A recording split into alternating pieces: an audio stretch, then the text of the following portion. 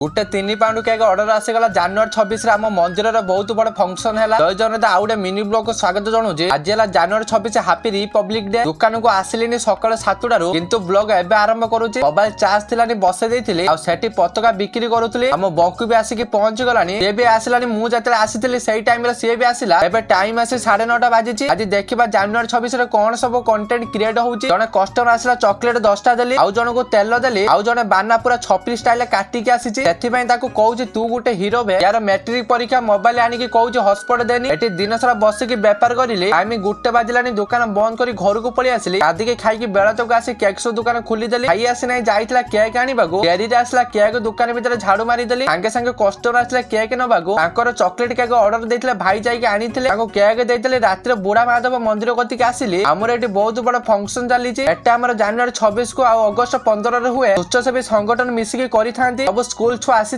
Eighty आमे तो देखि पारिबुनी मोर कैटरिंग कॉल अछि मो पळी आसिली कॉल को सब आशा लेनी आइटम काटी के टेबल को नेकी आसिलु लोके आसिले खाइबा को देलु आजर ब्लॉग एई रखुच आ देखिबा नेक्स्ट ब्लॉग रे।